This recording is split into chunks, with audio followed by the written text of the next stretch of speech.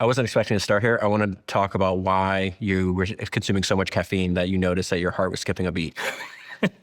So I love caffeine. So for a very long time, I always said that the ultimate day, like the perfect day, was 12 hours of caffeine followed by 4 hours of alcohol. Like that's just like the ultimate. I did cut out, or at least for now, I've cut out the 4 hours of alcohol. But caffeine is just like one of nature's most marvelous things. But it turns out you can't overdo it. And so a while ago, I was drinking so much coffee at work that I was sitting in a meeting a couple of years ago, and I started to feel just a little bit, something felt off, and I just took my pulse, and realized I was skipping about every 10th heartbeat.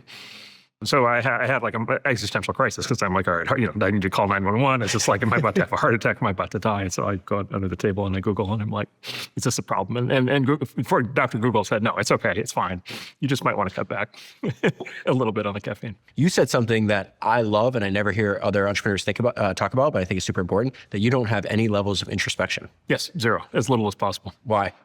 Move forward, go. Yeah, I don't know. I found people who dwell on the past get stuck in the past. It's a real problem, and it's a problem at work, and it's a problem at home. So I've read obviously 400, I think now 10 biographies of history-based entrepreneurs, Yep. And that was one of the most surprising things. Like, what's the most surprising thing that you've learned from this? So like, oh, they have little or zero introspection. Yep. Like Sam Walton didn't wake up thinking about his internal self. He just woke up. He's like, I like building Walmart. I'm going to keep building Walmart. I'm going to make more Walmarts, and just kept doing it over and over again. And you probably know, if you go back, before 100 years ago, it never would have occurred to anybody to be introspective. Like, it's the whole idea of, just all of the modern conceptions around introspection and therapy and all the things that kind of result from that are, kind of manufactured in the 1910s, 1920s. Say more about that. Great men of history didn't sit around doing this stuff at any prior point, right? It's all a new construct.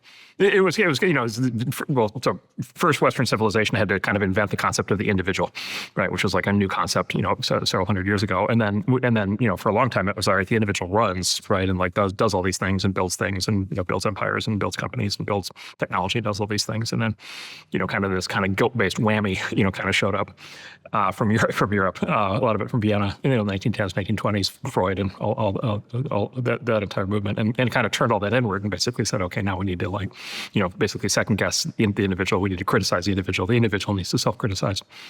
Right. The individual needs to feel guilt, needs to look backwards, needs to, dwell on the past. It never resonated with me. Do you find a lot of the greatest founders that you've spent time with and backed and partnered with or have low introspection? Yeah, generally. Although, in fairness, the introspection is probably linked to the personality trait of neuroticism, right? So, a lot of the best founders are, I think, at like 0% neuroticism. Like they just don't get emotionally fazed by things that happen, which is a superpower when you're an entrepreneur. But having said that, some of the great entrepreneurs are in fact very neurotic. Like that's also the case. It's not a maybe it's a nice to have to be low neuroticism, but not necessary. And so there are some that kind of get wrapped around the axle on kind of personal issues. As these days sometimes that then kind of turns into use of psychedelics, different kinds, and hallucinogenic drugs, and that's like one very interesting kind of trajectory for kind of the culture of the country, culture of the world, and we'll see where that goes. So we've recorded, I don't know, like a dozen of these so far, most of them with some of the greatest founders living for the show. I can't believe how many times on almost every episode psychedelics pops up. Yeah. And they're like, you should try them. Like, I'm not doing any drugs. So to be clear, I'm not. I've never have. I'm never going to. Like, I have the problem is I already have like tons of horror stories from people I know or know of that, kind of came out the other side. Like, well, I had my deepest conversation was actually with Huberman, and I was describing this phenomenon where we see at Silicon Valley, where kind of these guys get under pressure and they kind of feel anxious or whatever, and they decide to somebody tells them about psychedelics and they try it, and they kind of come out the other end as a changed person, and they kind of come out like much more at peace. But then they also tend to like quit their companies. They like move to Indonesia and become a surf instructor. Like they're just like peace out, right? They're just done. Yeah, there's been a whole bunch of examples of this. And I was complaining to Huberman about this, and in true Huberman kind of wise Yoda style, he's like, well, how do you know they're not happier? Right? like maybe that was the positive outcome. Like maybe the thing that was driving them to be a great entrepreneur was a fundamental level of insecurity, right? And kind of this, this kind of unsatisfied, kind of neurotic impulse. And now they're just satisfied. Now they're just, whatever the serotonin levels or whatever have been recalibrated, that they're just kind of satisfied sitting on the beach and being a surf instructor. And maybe they're better off. And I'm like, yeah, but their company it's failing. And so anyway, yeah. So there's a possibility that there's a better version of you or me on the other side of, ayahuasca, but I'm not willing to find out. I'm not either. Daniel Ek has the greatest way to put this. Like, he thinks the best entrepreneurs are not optimizing for happiness, they're optimizing for impact. I think that's true. I think it's certainly true for Daniel, who's a, kind of a great case study of that. Having said that, I always kind of wonder is that, well, intrinsic versus extrinsic motivations. Impact strikes me a little bit as an extrinsic motivation. It's like impact, money, fame, And by the way, I think extrinsic motivations are fantastic. And I think, they can be very motivating. The people who get the great rewards for building great things, deserve them. But at least what I found is it's the intrinsic motivations that actually get people up in the morning. And there's where you're dangerously close to straying into introspection. But, it's like, okay, like what is the thing that causes somebody who's now, extremely materially wealthy, extremely successful, to get up in the morning and continue to, kind of punch away at the world. I think those tend to be interior. What's that for you? Oh, I mean, that would require introspection. I'll let other people speculate. No, you have to. It's a lot more fun to speculate about other people's interests. But I am curious about you because, like, you have a series of quotes that I absolutely love. I save on my phone. I reread from time to time. One of them, and I'll butcher it, but it's just like, the world is way more malleable than you think. Mm-hmm. And if you just pursue something with a lot of maximum effort, drive, and energy, the world will recalibrate around you easier than you think. Yeah. And I actually reread that this morning before I came over here, and I was like, what is that for Mark? Like today, like what are you waking up trying to change in the world? Yeah, there's a lot that we're actually trying to do. I'm suspicious that that's my actual underlying motivation. Why? Just because, like I said, I don't think external impact is enough to keep people going. Or at least I've seen way too many people who had a high level of external impact and then at some point they just stop. Okay. Well, here's the problem with external impact. It's like, okay, it's 4 a.m. You're staring at the ceiling. Like, is that enough? Right? Like, external impact is stuff that's happening to other people, right? Yeah. But it's like, all right, what is it about you? The story I like to tell myself is that I'm competing with myself, right? The story I like to tell myself is I'm getting up in the morning because I'm trying to become a better version of myself. I'm trying to become, smarter and better informed, and reach better conclusions, and be better at what I do, and continue to expand my skills. But again, to actually analyze that properly require a level of therapy that I'm not willing to engage in. So anyway, so yes, the much more comfortable conversation is what are you trying to do in the world, which I would love to talk about. I have almost no introspection either, so I understand that. Yeah. All right, so tell me what you're trying to do in the world now. Yeah, I mean, look, we have had this. It's actually fairly amazing that it's become a controversial kind of thing, but we just have this like fundamental view that technology is like on balance an enormously powerful force in the world, and basically that the big problem with the world is that there's not enough technology, there's not enough information, there's not enough intelligence, and we have this opportunity, we have these special sets of technologies that let us fundamentally improve things, and then there's this very special kind of personality type of the entrepreneur who's able to build a product and then able to build a company and build a phenomenon, and really make an impact on things. And so when I look at the world, I'm just like, okay, this is just like the world we live in is just a very primitive and crude place as compared to what it should be, and what it could be. And so the whole thing that we've been trying to do, for 17 years at our firm is, build kind of the ideal partner to the founders that are, trying to do that based on our own experiences of having been founders that were trying to do that. Overall, the world, especially the Western world, it's just stagnant. Like the overall kind of theme of things is just everything is stagnated, and we could talk a lot about that. But every once in a while, you have somebody who comes along. It's just like, all right, no, I actually have an idea of how to make things like fundamentally better, and I have a way to build a business around that, and build a company, build an empire around that. And that, and those people, include ourselves in this, but, those of us that are trying to do that, we're like a rope movement basically against stagnation. But like, without us, there's nothing but stagnation. Mm-hmm. But it's actually really funny. There's always this kind of criticism that you get from, whatever the, kind of the corporate press or kind of outside critics, which is like, oh, you VCs are funding the wrong things, or you entrepreneurs are building the wrong things. It's like, well, nobody like licensed us to do any of this. Like we didn't like apply for a permit, right? Like get like judged by somebody ahead of time and told, yes, you get to do this, you don't get to do this. Like many people could be trying to do this. Anybody can do this. Anybody can, build a product, start a company, start trying to be a VC. Like these are all completely open fields. And it's just, it's shocking to me how few people actually give it a shot. And the fate of the world over the next 1,500 years is riding on the people who actually want to give it a shot. I want to tell you about the presenting sponsor of this podcast, Ramp. I have been reading a lot about SpaceX lately. SpaceX is one of the most valuable private businesses in the world, and one of the main themes in the history of SpaceX is constantly attacking and questioning your cost. Ramp helps many of the most innovative businesses in the world do exactly that. The median company running on Ramp cuts their expenses by 5%. And one thing SpaceX has demonstrated is that a religious dedication to controlling costs can help actually increase revenue because you can pursue opportunities you couldn't otherwise. And we see that in the Ramp data too. The median company running on Ramp also grows their revenue by 16%. So when you're running your business on Ramp and your competitors are not, you have a massive competitive advantage that compounds over time. Ramp is the only platform designed to make your finance team faster and happier. Many of the top founders and CEOs I know run their business on Ramp. I run my business on Ramp, and you should too. Go to ramp.com to learn how they can help your business save time, save money, and grow revenue. That is ramp.com. So when you started the firm 17 years ago, was your thesis exactly the same as it is today? So I'd say the core thesis is the same. The specifics have have changed enormously. We can talk about both parts of that. But yeah, no, the core thesis was kind of the startup, the entrepreneur, the founder is going to be the core engine of progress in the world. And I think that I think that's more true than ever. In fact, when we started, it was still controversial, the idea that a founder would run their own company. Even in 2008, 2009? Yeah, it was still very it was very controversial. In fact, they were high profile companies at the time that were getting heavily criticized for basically having these little kids running around running these companies. Okay, so you have this like encyclopedic knowledge of the history of Silicon Valley in your head. I've probably read, 30 to 40 books on it, so I have some level, but not that you do. I remember reading a book on Nolan Bushnell, founder of Atari. He was like 27 at the time, and it was excessively rare. It talks about that in his story. It's like excessively rare for him not to be replaced once Atari started growing with, CEO, like an older CEO. Yeah. Like, were there other examples that before him?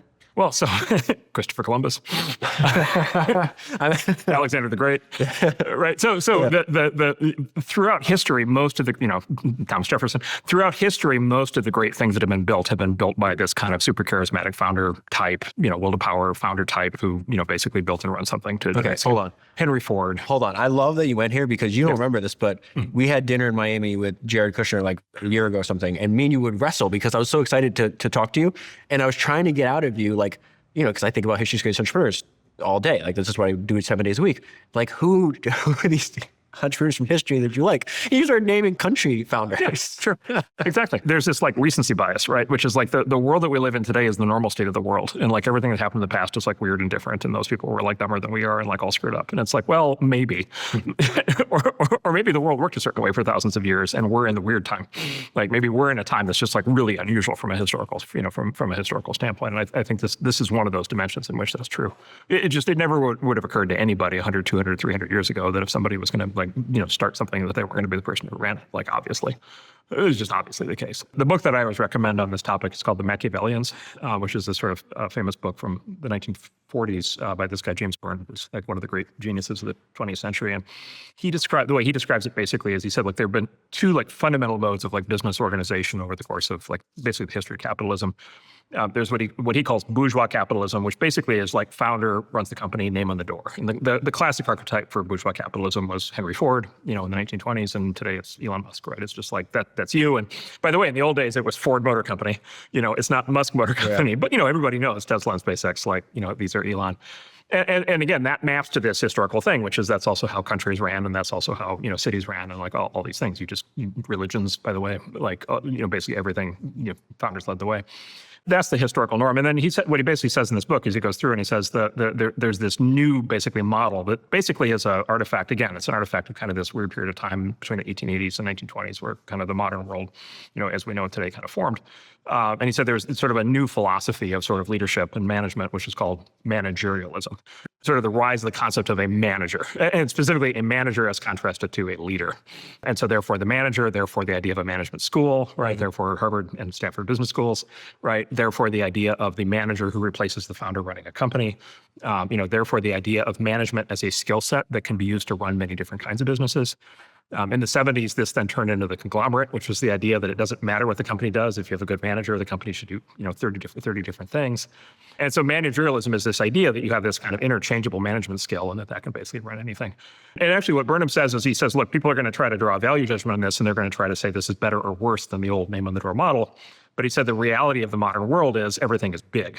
Like, for the electrical power grid to get big or the road network to get big or the car industry to get big, large scale systems need to be run by people who are trained in how to run large scale systems. And so he said, you may or may not, and same thing with countries, large-scale countries are going to need to be run by people who are good at running large-scale things, right? And the founding personality type is not the manager personality type. Those are different. And so there's going to be a handoff when things get big and complicated. And so that's the model that Nolan Bushnell talks about, and that's the model that dominated Silicon Valley for 50 years. The problem with his argument is that assumes the managers are going to do a good job, right? And I think if there's like one dominant theme that we're seeing in the last, 30 years, in the West for sure, is like managers generally, writ large are not doing a great job. Or another way to put it is the managers maybe are good at managing something that's going to be status quo for a long time. Like if it doesn't change, maybe they can run the banks for a long time, or they can run the power company for a long time, or the car company. And as long as the car is the car is the car, or soup is soup is soup, it kind of doesn't matter. But the minute things change, the manager personality type, because it's not the founder personality type, it doesn't know how to deal with change. Not everything is changing. A lot of things aren't changing, but for the things that are changing, they're changing like really, really quickly. I mean, SpaceX is like the classic example of this. Imagine being a professionally trained manager, trained at like, a top management school, working for a rocket launch company, competing with SpaceX. And the assumption of the entire rocket industry for the last 100 years has been the rockets are used once and then that's it.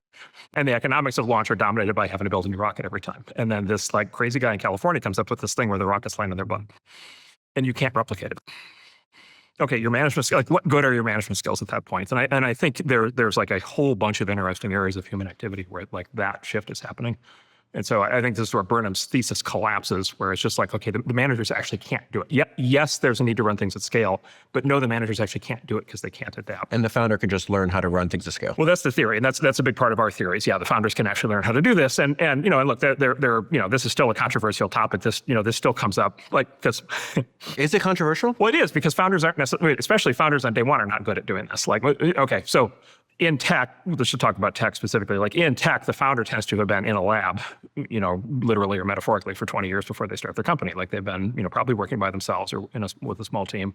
They've been building technology. They haven't been running things. Like they haven't been, managing large organizations. They haven't been, running public companies.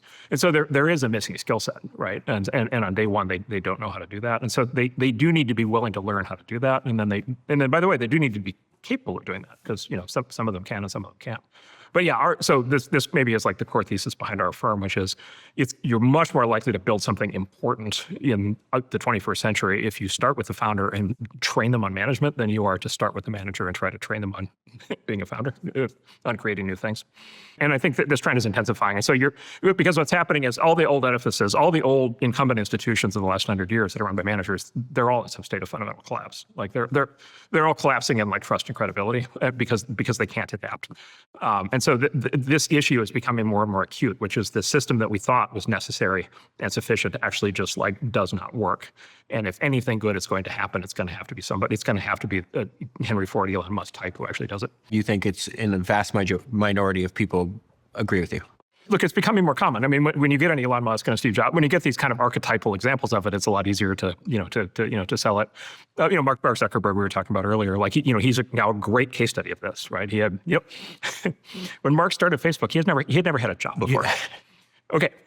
Not only had he not managed people, he had not worked for anybody, right? So like he started with zero, and his learning curve, which by the way happened fully in the public eye, right? His learning curve was vertical, and by the way, it's still vertical. Like he spends like an enormous amount of time learning how to become better at running these things at large scale. He's still the founder, and he's still the innovator, and he's still like a fountain of ideas on what to do. So he's that double, he's like the classic example of the double threat. And then what happens is other founders look at that and they're like, oh, I could do that, right? Which is exactly what Steve Jobs said when he saw Nolan Bushnell. Exactly. I can run my company. I can do that. Yeah, exactly. And by the way, it's amazing like how fast this stuff shifted, because like, Steve famously had this, short period of time where he worked for Hewlett-Packard. And I don't know if it's true. The legend is that Jobs pitched his manager at Hewlett-Packard. No, Wozniak pitched him. Was it Wozniak? Yeah, okay. Wozniak. All right. Okay. Yeah. Wozniak pitched. There was some other story where Jobs went into some meeting with some manager trying to pitch the thing. And the line from the manager was, absolutely not. This is the dumbest idea I've ever heard. Get your feet off my desk and get out of here, right? You can just imagine Steve with his, And they had to be bare feet at that time. My favorite Apple lore is that the first sale an Apple in Apple's history was made barefoot. When he walked into the bite shop, he was barefoot. What's amazing about that is, so Wozniak for sure worked for Hewlett-Packard. Everything I'm describing was Hewlett-Packard in the 1950s and 1960s and 1940s. That was also Dave Packard and Bill Hewlett were that founder type. And Dave Packard and Bill Hewlett ran their company between the two of them for like 50 years.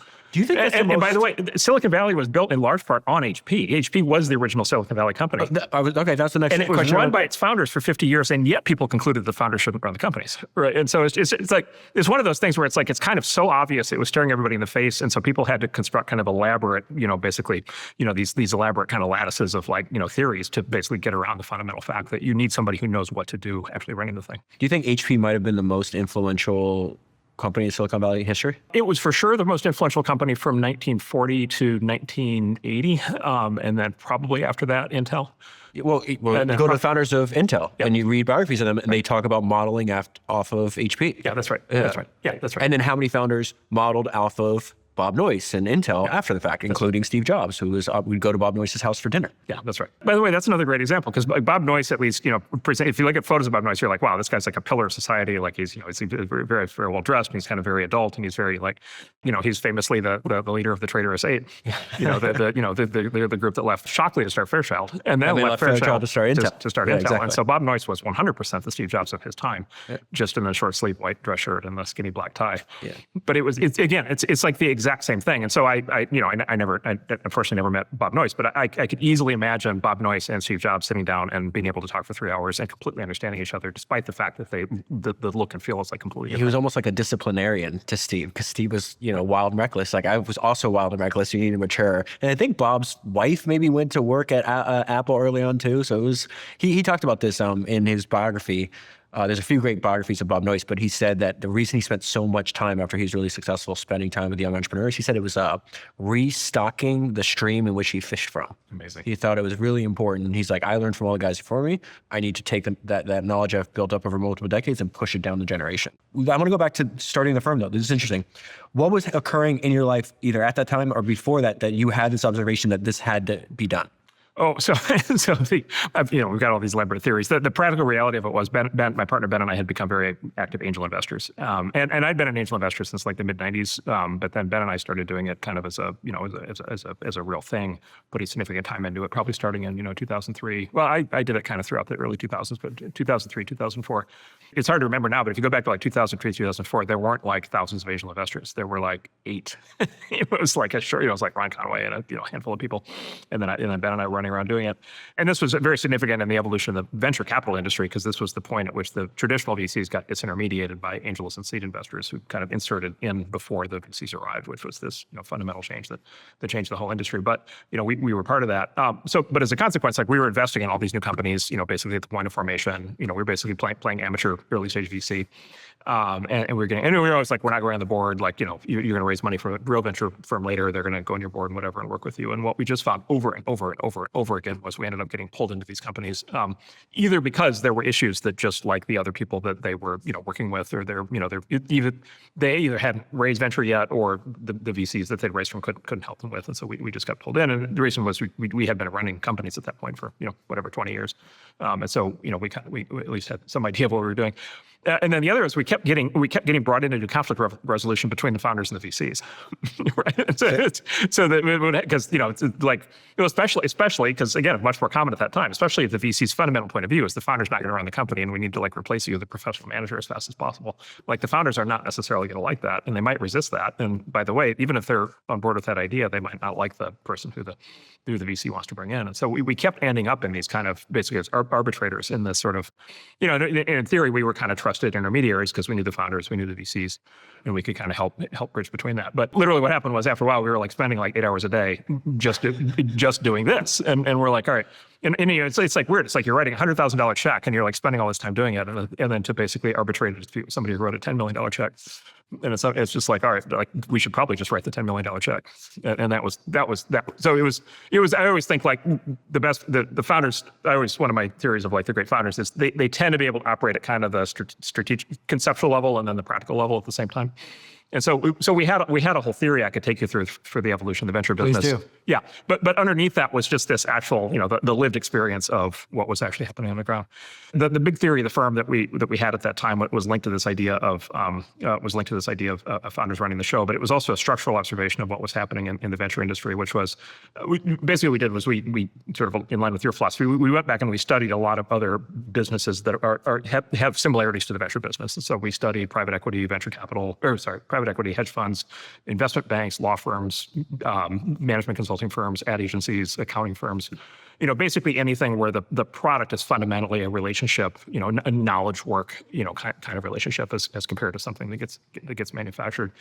And what we observed is basically an example. Hollywood talent agencies actually is the one we've probably talked publicly about the most, and so that was a great case study. The Ovitz story. He was in this studio a few months ago. Fantastic. And so, and he actually, and by the way, he gave us, we make a point of crediting, like he gave us a lot of this theory. So a lot of this comes from him. But well, actually, I'll tell it through his experience. So when he started his agency was it 75? In the 70s, I think. In the 70s, like in the mid 70s. It was actually very similar. It was very similar to when we started A16Z in 2009, which was the configuration of the industry at that point was basically a bunch of essentially service firms, a bunch of talent agencies, none of which were at very high scale. And then each of them was basically a tribe of basically solo operators, kind of lone wolves. And so the concept in Hollywood was you had an agent, and that was your guy, and that agent knew whoever that agent knew, and had whatever relationship that agent had. But the other agents at your agency were not available to you, and there was no collective benefit to the fact that you were at an agency that had not just your guy, but like 100 other guys. There was no collective payoff to that. They ran that in that way for a very specific reason, which is this kind of this eat what you kill professional services mentality, where everybody should have to go build their own book of business. But you end up, you're just dealing with a guy as opposed to a firm. Like there's no firm, there's no collective thing. And that was basically the condition of venture capital in 2009, which is you have, and at this point we knew all the VCs really well, and we had raised venture, and we had worked with all these other companies that had raised venture, and basically all of the sort of legacy venture firms at that point, they were all like that. They were all just like tribes of lone wolves. And then the thing that we knew that was not publicly known was, generally speaking, inside the firms, they didn't even like each other. Oh, I hear stories like this all the time. Right. And so it's like, whatever, there's Joe and Mary, who are partners at a venture firm, and you're working with Joe, and Mary has like a key connection that you need access to. And so you ask Joe, can Mary introduce me to so-and-so? And what you don't know is they're having like a brutal fight where they're like trying to destroy each other because they're fundamentally economics. They're going for, a greater slice of the profit pool. And so they're really going at it. And so we saw example after example of venture firm that was basically either two things, actually. One is either melting down due to just internal strife and conflict, or, by the way, the other was generational succession, right? The other issue is a lot of the dominant venture firms in 2009 had been around for 30 or 40 years, and they were now on their third generation of partners, going to their fourth generation of partners. And again, it's the same thing. They had been founded by dynamos, and then they were, the later generation people were not like that. So we basically said, this is where the Ovitz thing comes in, as we said, look, like that's not going to last. And so our theory of it was what we call death of the middle, or we sometimes, the negative way to frame it is death of the middle. The positive way is the barbell, which is what's happened in all these other industries, which is basically the industry gets stretched apart like taffy. And what you get is you get this barbell thing. And on one side of the barbell, you get early stage angel seed investor who are really like first money in, like, staying very light on their feet, writing a relatively small check, but like being involved in companies extremely early on. Taking a lot of risk. And then on the other side, you get basically scaled platforms, right? So you get large scale enterprises that have like a lot of throwaway, a lot of access, very big networks, and then access to a lot of money. The other comparison we always make is to retail shopping, right? Which is there used to be department stores like Sears and JCPenney, which basically where the brand promise was pretty good selection of products and pretty good prices. Right. And then now those are dead. And what you have instead are boutiques like the Gucci store or the Apple store. And then you've got this super scale e-commerce companies like Walmart and Amazon.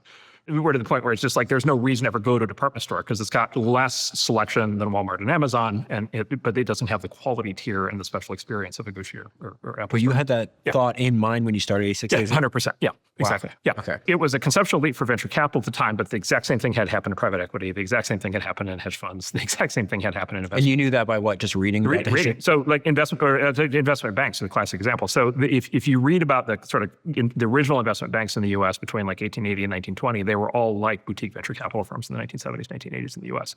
It was like 20 guys. And These are more like merchant bankers. yeah, well, and so the classic stories, which I love so much. So JP Morgan's one of my kind of favorite historical figures, and JP Morgan was an example of that. The JP Morgan Investment Bank was like this basically this time. It was very important, but it was like this tiny little operation. It was fit in a single office. It was I don't know, probably 20 principals and some office staff or something. It was not large. And actually the hidden secret to JP Morgan was he was the son. The father was Junius Morgan. Okay, I literally, when you were talking, I was like, wait, I was shocking that you would say pick him, because I actually found his father more formidable individual than him. He was, which is almost always the case with any famous public figure. Is the father is almost always a more interesting story, which a lot of examples of that. But however, yeah, so Junius Morgan, and then JP Morgan has filled a specific economic role that's gotten lost in history, which is basically Junius Morgan. The Junius Morgan Bank was in London, the JP Morgan Bank was in New York, and what the Morgan family was doing was they were funneling money from the old slow growth economy of Europe into the new high growth economy of the U.S. But again, it was exactly your point. Like, it was this little boutique family operation. The other great thing about that era of history is these were they were all bifurcated by religion. Yeah. So there were the Protestant investment banks and there were the Jewish investment banks, and they did not mix. And no, not at all. Completely different worlds. And as a consequence, JP Morgan was the Protestant banks like JP Morgan were able to find like the railroads, which were considered like the real businesses at the time. Yeah. But then like all the disreputable stuff, like movie companies and like department stores, like that, those are all the Jewish investment banks. By the way, with almost entirely Jewish founders, with like and JP Morgan is the big survivor of that today in the form of JP Morgan Chase, and then on the Jewish side, it's Goldman Sachs, is the great survivor. But again, if you go back, So that's, you consider that the barbell in investment banking. You have the JP Morgan kind of like family partnership, and then you have the complete scale of like Goldman Sachs. And so what happened was both JP Morgan and Goldman Sachs started out 100 years ago. They were on the one side of 100 years ago. They were actually in the middle. They were kind of, again, this sort of, they were boutiques, but they were like of their time. They were like, today you call them like mid-market, we sometimes call bulge bracket, kind of thing, as opposed to just like a solo operator or something. Actually, the way JFK's father got started was he literally hung out a shingle in the 1920s, which is Joseph P. Kennedy banker, private banker, and he like just did deals, and he was like an angel investor at the time. And then you had the big commercial banks, but the big commercial banks had no interest in issuing loans to these speculative, crazy, entrepreneurs. And so in that time, JP Morgan and Goldman Sachs and Kuhn Loeb and Drexel and all these other kind of mid-market banks, Morgan Stanley, the bank that became Morgan Stanley, were kind of these mid things. Now, what's happened, sitting here 100 years later, those are now the scaled players. The ones who didn't scale are kind of long forgotten. Having said that, there's one firm that survives in the old model, and that's Allen & Company. And there are other boutique investment banks today, but Allen & Company was founded in the 1920s and is uniquely the one that survived in the original model of boutique and deliberately being a boutique investment bank. And it stayed that way for 100 years. And so one way to think about it is that today that's the Barbell of Banking, which is Allen & Company on the one side and then JP Morgan and Goldman Sachs on the other side. I found one of my all-time favorite quotes when I was reading the book 0 to 1. The quote says, "The single most powerful pattern I have noticed is that successful people find value in unexpected places, and they do this by thinking about business from first principles instead of formulas." That is exactly what AppLovin has done with their new advertising platform, Axon. Axon is the most powerful advertising platform in a generation. Axon allows you to capture undivided attention. Axon ads are full-screen videos that are watched for an average of 35 seconds, retention that blows other ad platforms out of the water, and you can launch in minutes. You set the goal, and Axon achieves it. No complex setup, no expertise needed. And Axon scales quickly. They can put your ads in front of over 1 billion potential customers. Other businesses have seen immediate results, scaled to hundreds of thousands of dollars of spend per day, and increased their revenue by millions. And most advertisers aren't even thinking about this channel yet. Less than 1% of advertisers have access to Axon. So you want to get started quickly. And you can do that by going to axon.ai. That is axon.ai. So are you reading about this while you're founding the firm, before you're founding the firm? Yep. Like, Both. Ben and I spent about a year and a half planning the firm, and part of it was he was in, we call indentured servitude. He was working for Hewlett-Packard after we sold our company to HP. So he was running a big part of HP at the time, and so we couldn't literally start a new full-time thing until he got free of that. So we had a year and a half, to kind of study and think and work. And because you had this period from 2003 or 2002 when you're doing angel investing, a lot till you start your company 6-7 years later, you're observing all of the weaknesses in the model, and that's where you have, hey, why don't we take the CAA? I think Ovitz calls it like the phalanx, where it's like if you have one agent at CAA, you have all of us, and they would like roll deep. I think he says in his book, like it was like, oh, my agent's coming to the premiere. No, it's like 20 agents are coming, and I think they'd be dressed in like the same kind of suit maker, and like they were intentionally trying to intimidate like their competition. Armani suits, Sulca Shirts was an old shirt maker in Beverly Hills, and sober, all sober colors, white shirts, and then I think he had a bulk purchase deal, I think, with the local Jaguar dealer, and the legend at least has it is that the license plates all said CAA1, CAA2, CAA3, and so you'd go to a premiere and there would be like 20 Jags lined up. And then 20 guys in identical suits coming out.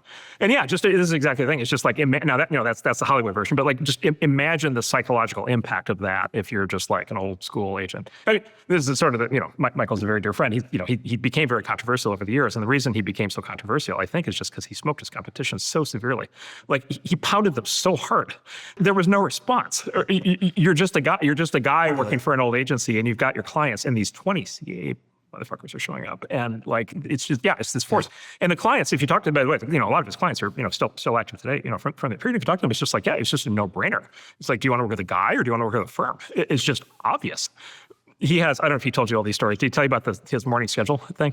The getting on the bike, doing the karate, for the firm. No. So I remember this. So this is again something that's specific to Hollywood, but it's a great example of the. Okay, so the agency business at the time he started CAA, the agency business is like 90 years old or something, right? It like started out doing vaudeville bookings and like music halls, and like it had been around for like decades, and so the people involved in it had decades to think about like the best way to do it, and they had arrived at a set of practices. And one of the practices, I think I'm getting this right, one of the practices was at every agency they would have their staff meeting in the morning at 9 a.m. And they would basically share, whatever information was going to get shared in the agency would get shared at that point. And this studio head wants a script to do. He wants to do a crime thriller, and here's the script and whatever. And then, this is like the point where there would be minimal handoff existed to the other agency. And so this is where everybody would kind of get updated. And so the staff meeting would go from like 9 a.m. to 10 a.m. And then at 10 a.m. they would start calling their clients. And they'd be like, oh, we heard there's a, there's going to be a casting call for, this great new role for this professional thief or whatever. And you should consider doing that. And so, of course, Michael's like, all right, well, we'll have our staff meeting at 7 a.m. We'll be done at 8. Yeah. Between 8 and 9, we'll call the clients.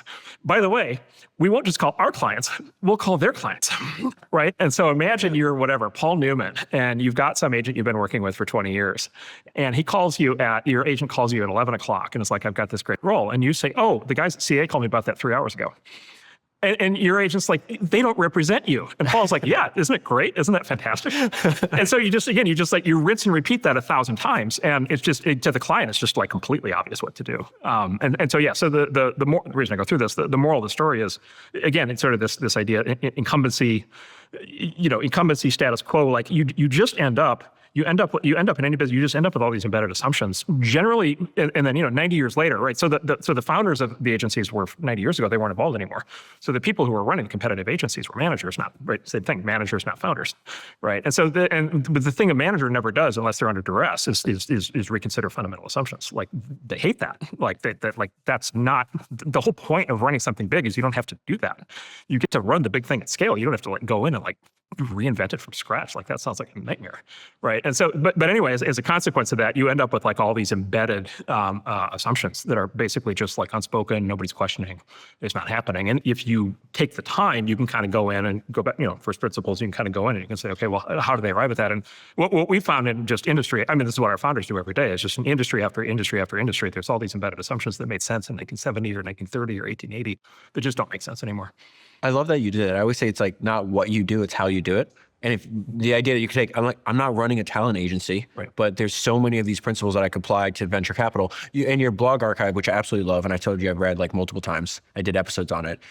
You would give advice to like young people. It's like, my advice is like, go work in an industry where that's still, the founders of that industry are still working. Right. When I read Howitz's book, the way I would summarize his approach, because he is in this big, stodgy, slow moving, very bureaucratic organization, is like, mediocrity is always invisible until passion shows up and exposes it. Oh, interesting. Yes, right. And that's what he did. Yeah, that's right. He's just like, there's so many things that you guys could be doing better here. I can't do it in there. And I remember correctly, he took some of these ideas to his boss. Oh, yeah. Because that guy was his mentor. I can't remember his name. He famously worked for the CEO of William Morris. Yeah. Yeah, which was the biggest of the talent agencies at the time. So were you and Ben essentially just designing what you wish you had when you were founders? Yeah, that's right. And again, that may be a cheat code, but yeah, if you've been the customer, obviously this all becomes a lot more obvious.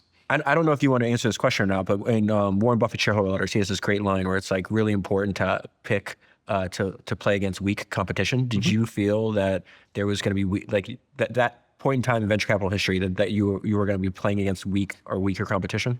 I would say not exactly. We didn't view them as weak. We viewed them as we viewed them as running on a status quo set of ideas. And to be clear, like we part of why we think about it this way, we had to raise money from at the time in the time what were probably the two best venture firms. So Clement Perkins in the 90s, and I worked with John Doerr very closely for 5 years in Netscape, and then we Loudcloud, we raised money from Benchmark when they were like king of the hill, and Andy Ratcliffe, who was one of the founders of the firm and is a legendary, brilliant VC.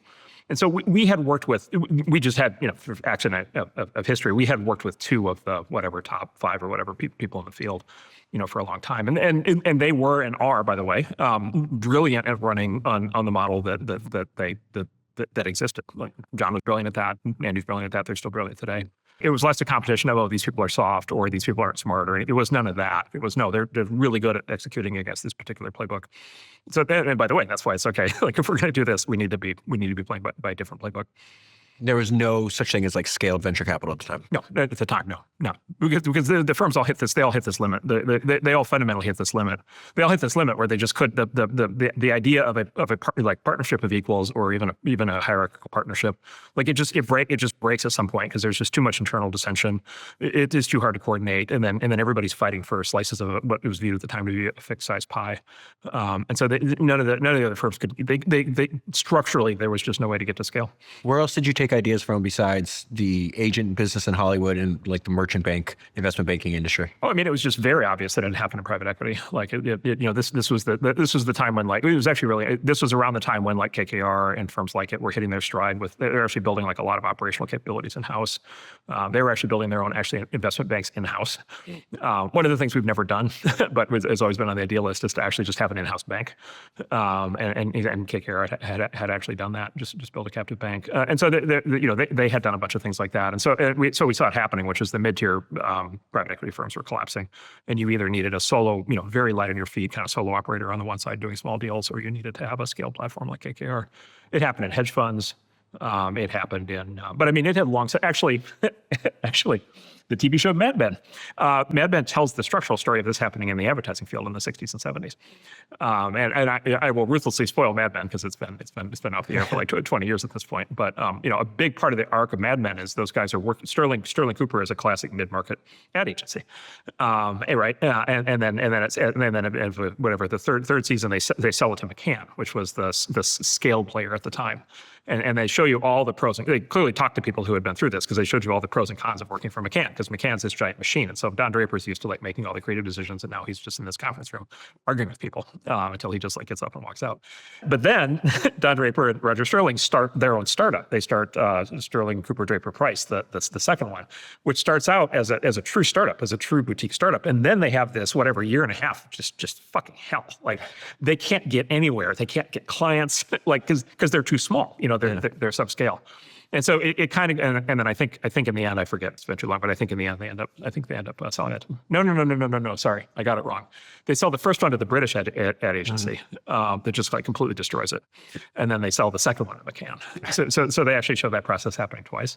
And so that again, if you go back in history, that is what happened to the ad agencies basically between the 40s and the 70s. Like basically television catalyzed that. Like when television emerged, advertising became a much bigger deal than it had been before, and it had to be professionalized. in a different way. The other thing that happened is, of course, the external environment changes, right? So everything we just talked about just has to do with the internal mechanics of how these things run. But the other thing that happens is the external environment changes, right? And so part of what I think what Michael would say, I think you would agree with this, part of what made CAA possible is at one point, basically, Hollywood was just movies. And then there was like whatever, a lower kind of TV division. And by the 70s and 80s, Hollywood was becoming much bigger than just movies, right? It was movies and TV and advertising and music and sports and, politics and culture and like all kinds of things.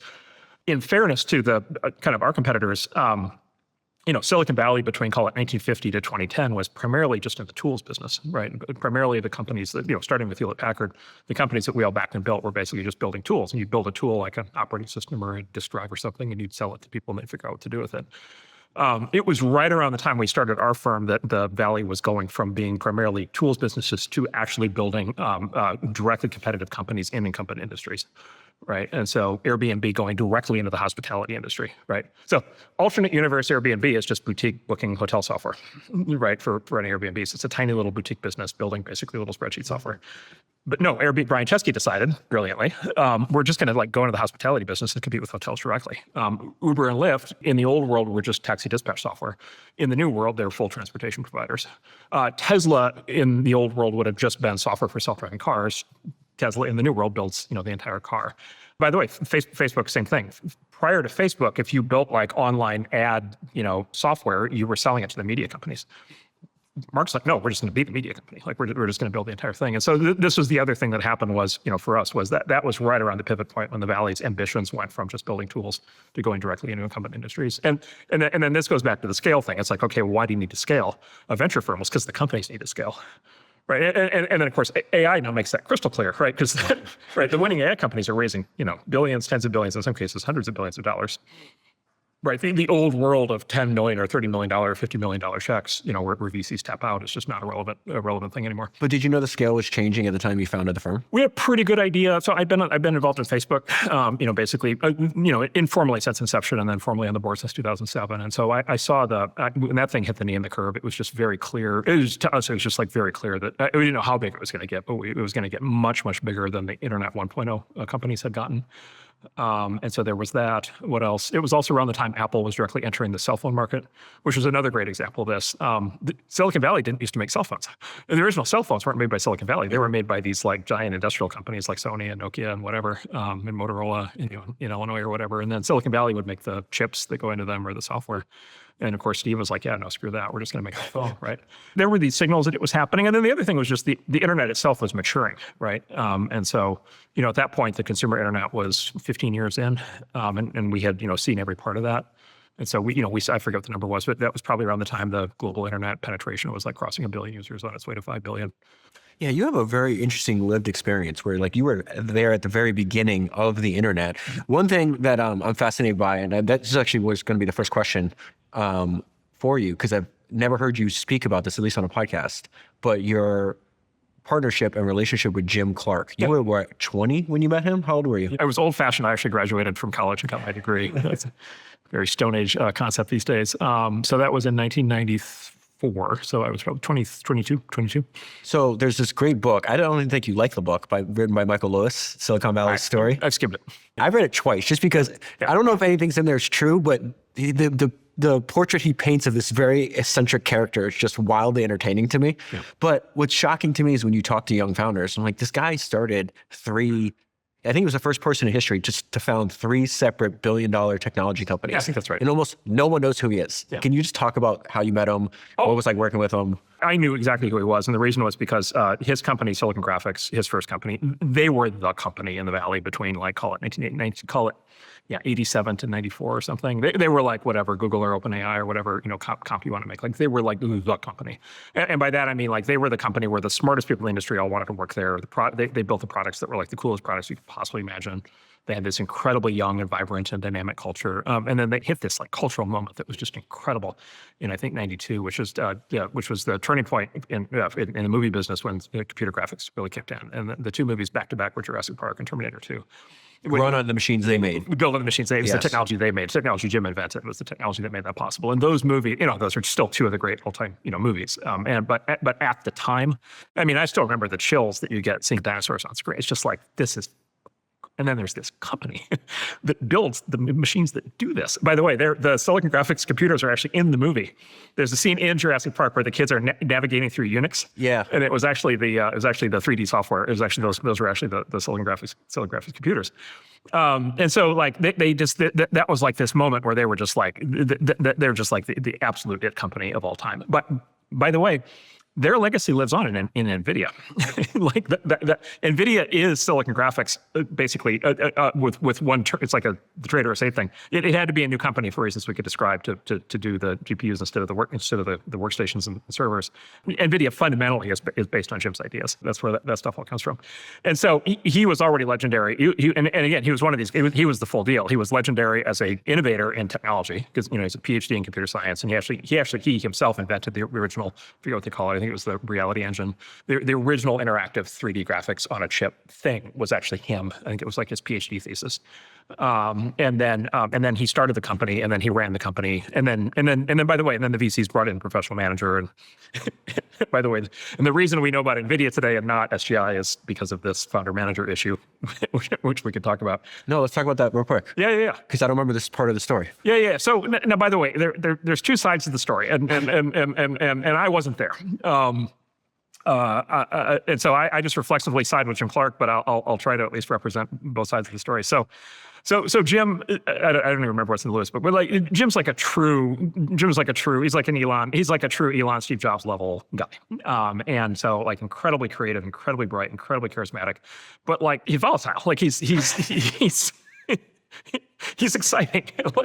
He's exciting. It's like being around him is just like incredibly exciting. There's always something new. He always has new ideas. And again, that was in that time where it's just like, okay, that's the personality type that clearly can't run the company.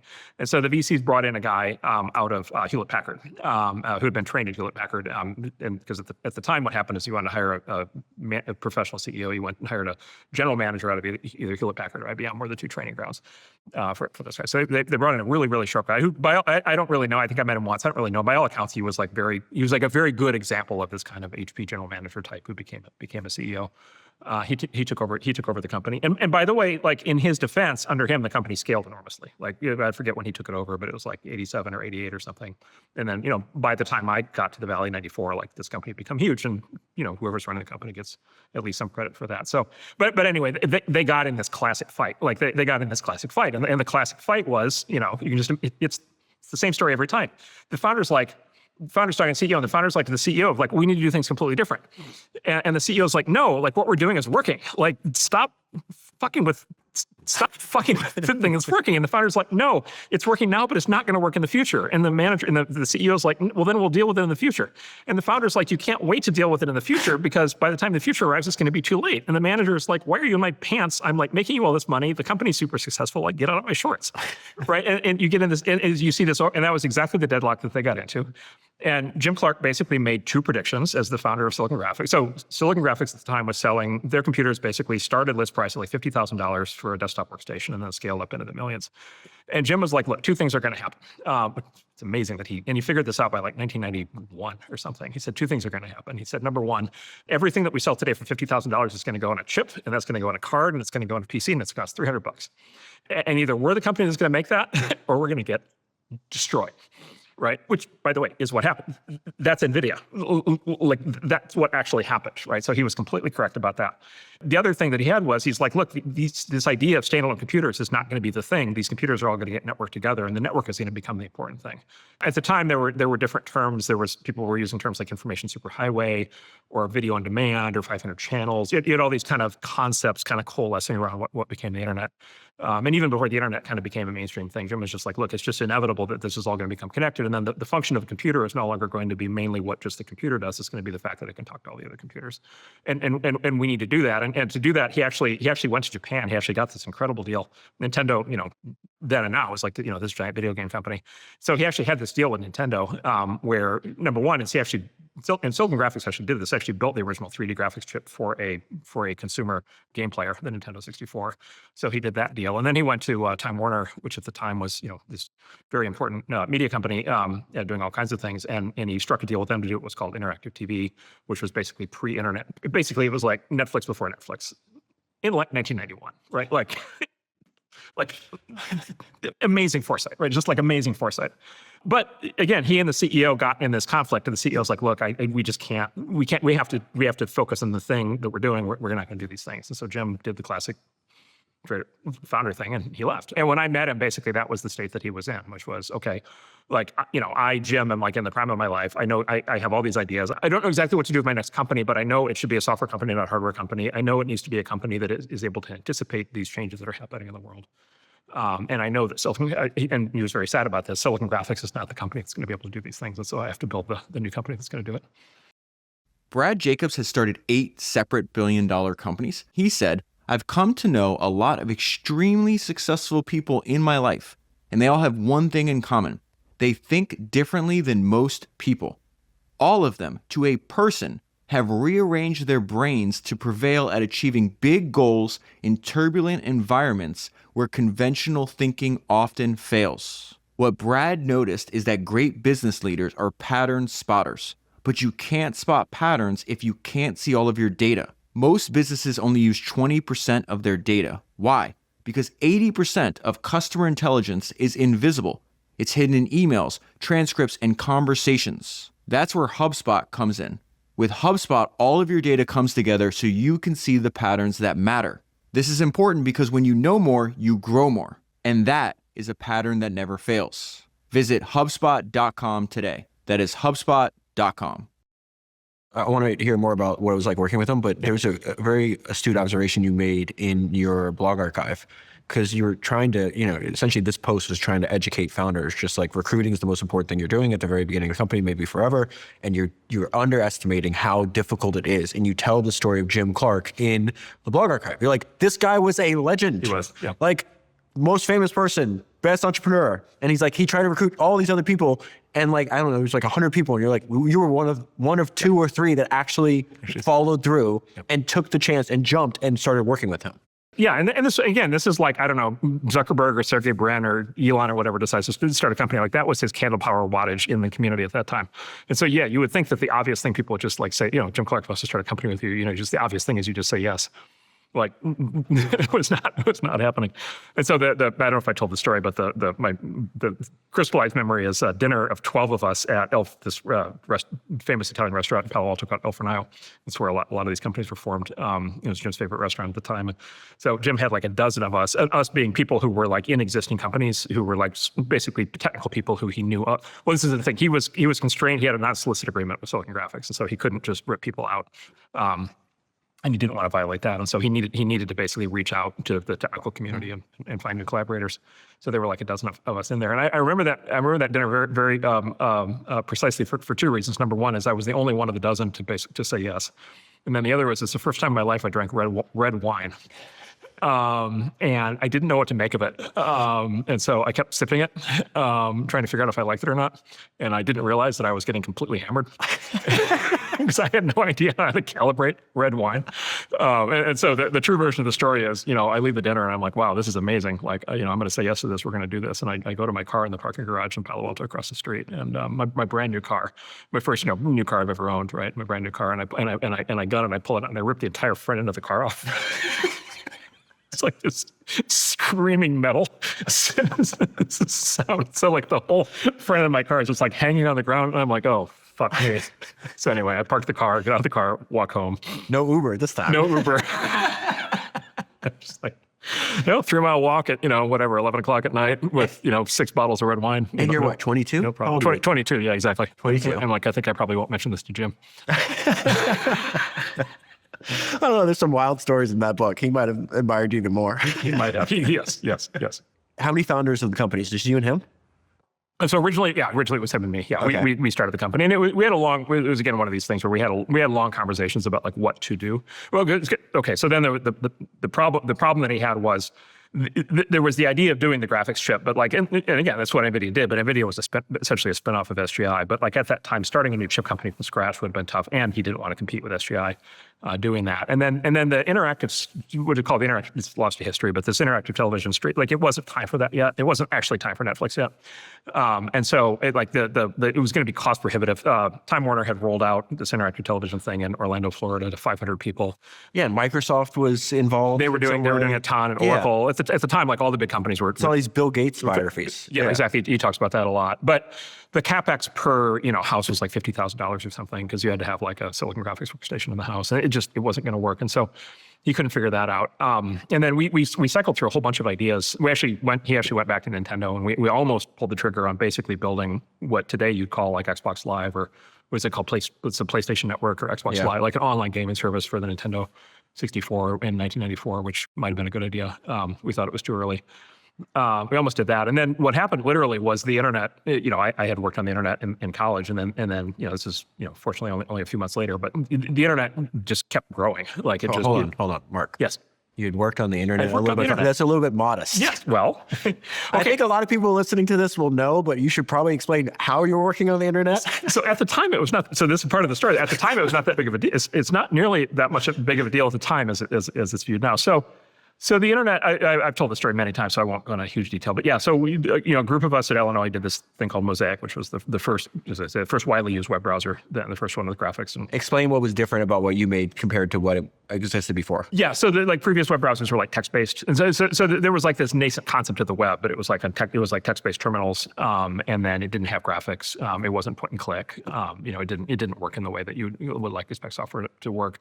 And then, by the way, it didn't also have like no scripting language, no security, none of the actual capabilities that like make the browser a useful thing. And so there was this like nascent idea, but it needed to get built into a full thing. And so we built the original kind of full thing, full browser at Illinois.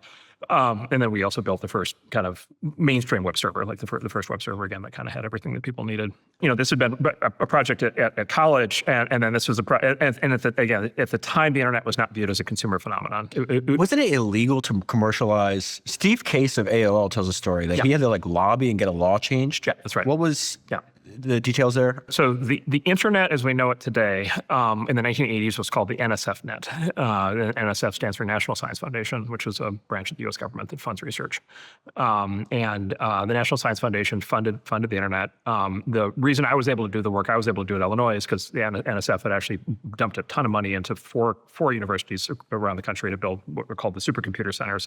And then those were also the main hubs for the NSFnet. And the function of the NSFnet was fundamentally to connect the supercomputers to all the people who were going to use them. And so it was this government research academic program, and it was like very exciting in the technical field, but there was no conception that like ordinary people are ever going to use any of this. Like it was just not nobody ever thought that this was a thing that normies were going to use.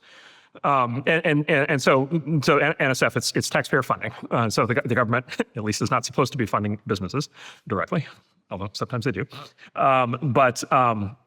There was formal legal restrictions on funding things with commercial applications. And so what there was there was something called the AUP, the Acceptable Use Policy. And the Acceptable Use Policy said that basically the internet, the NSFnet turned internet, was for academic and research use, and commercial activities were strictly prohibited, like literally not allowed. And again, it's just like, as a taxpayer, that makes total sense. Like I'm glad my tax money is not going to fund something like that. But like as a user, you're just like, all right, that's nuts. Like that's clearly crazy, right? And if you took the conceptual leap to say no, this is going to escape the lab and this is going to be something that normal people are going to use, then it just became obvious that it would have to have commercial activities. Yeah, and then AOL was one of the early pre-internet online services that wanted to connect to the internet. I think they famously connected to the internet in 1993. Do you know about the concept of eternal September? No. Oh, okay. So there are two internets. There is the internet that existed before 1993 and the internet that existed after 1993. People who were on the internet before 1993 often describe it in utopian terms, because it literally was like you take the whatever million smartest people in the world and you put them on a network together with like no commercial activity, no advertising, no nothing, just the million smartest people in the world, and you just like let them talk to each other. And it's just like amazing. It was like amazing. Like there was the old messaging system was called Usenet, and like the discussions on Usenet were just like absolutely spectacular. It's just like this. It was amazing. It was like the most pure, clean, intellectual, like vibrant space since like, I don't know, Athens in 500 BC. It was just like this amazing phenomenon. And then AOL connected. AOL had, I don't know, whatever, 1 million or 2 million people at that point. They connected all the AOL users, which were just normal people, to the internet in September 1993. And so that it became Eternal September, which is that's the day the internet changed. And by the way, I'm pro that. I'm glad that happened. But like the pro and the con of that is that took the internet from this like ivory tower, kind of thing to this basically mainstream consumer ordinary people thing, which of course is just a fundamentally different thing. It's, obviously, right?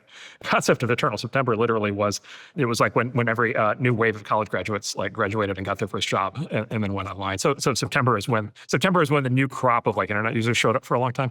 So so the September effect didn't just happen once; it like happened over and over and over and over and over and over again.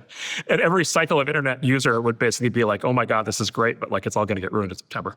Yeah, right. And so the internet that we live in today is the result of they can only see us now. 30 Septembers, right? But yeah, and by the way, there was controversy at the time about whether the acceptable use policy should be revoked. There was controversy over whether normal people should be on it or not. There was controversy over whether the kind of content normal people wanted to be on it should be allowed to be on it.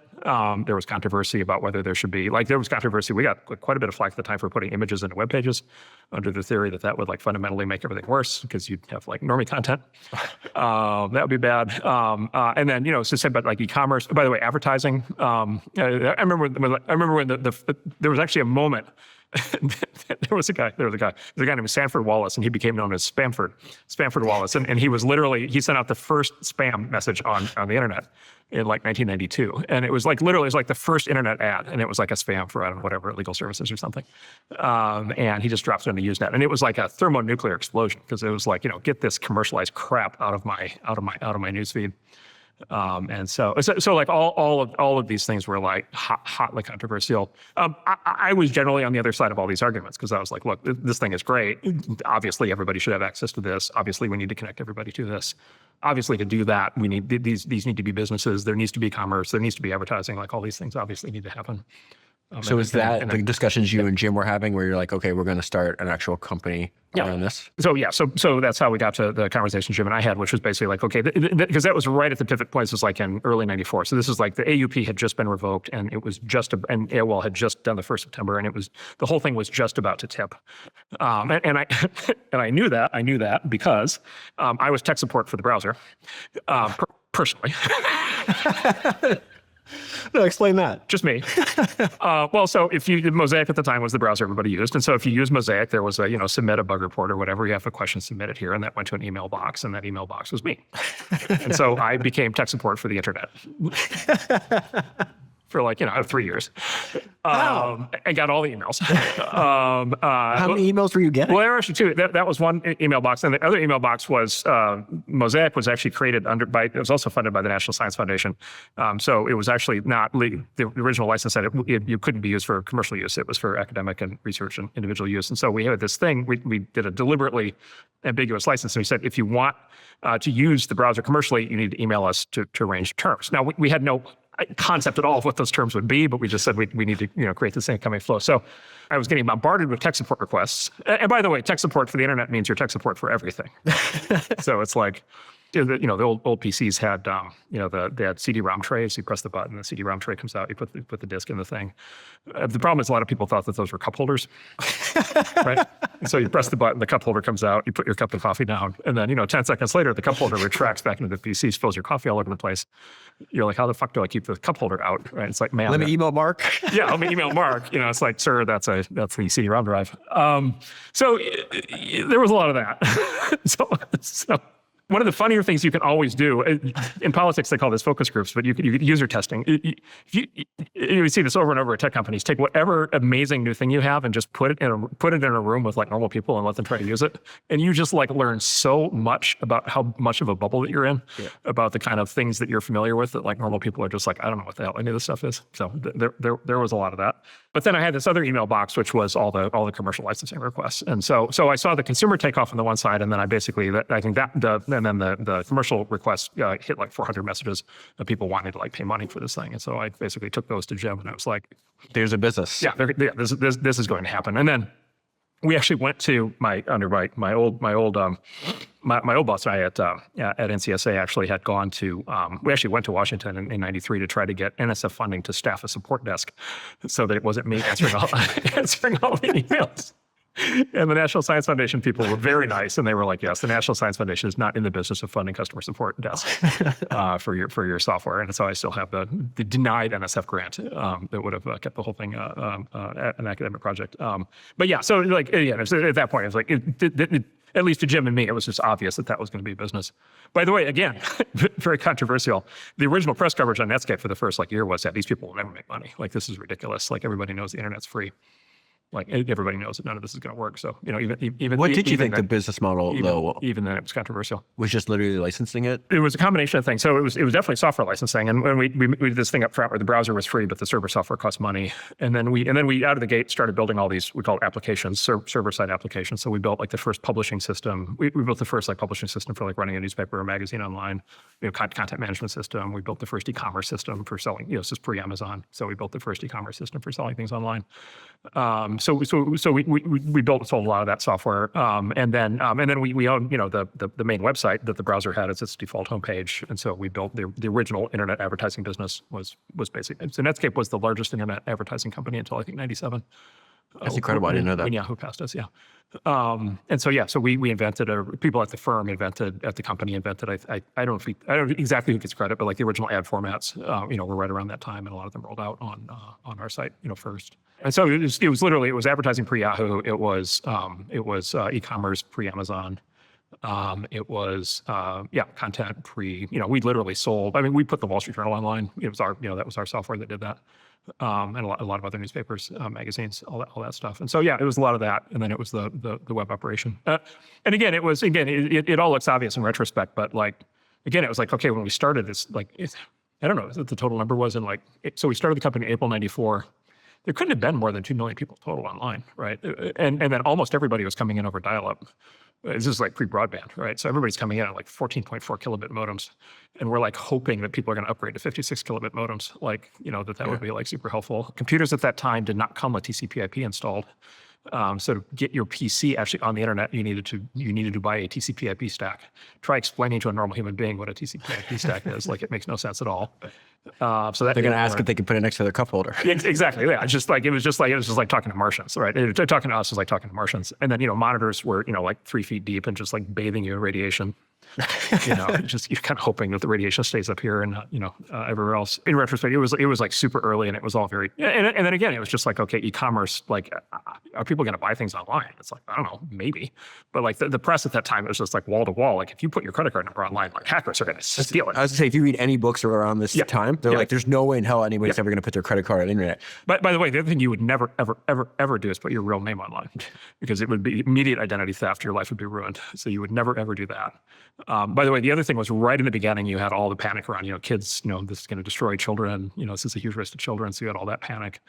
And then there was there was the beginning of the calls for censorship. There's clearly all the stuff that you have to take down. The New York Times kept running stories talking about how the whole thing was fake anyway. They kept saying that all the numbers were made up, and there actually wasn't anybody online. It was a tiny little user base, and we were all inflating the numbers and committing fraud.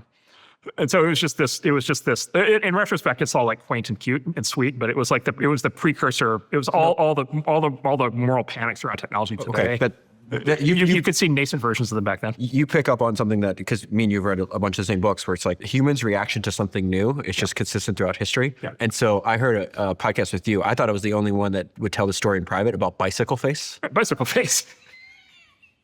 Exactly.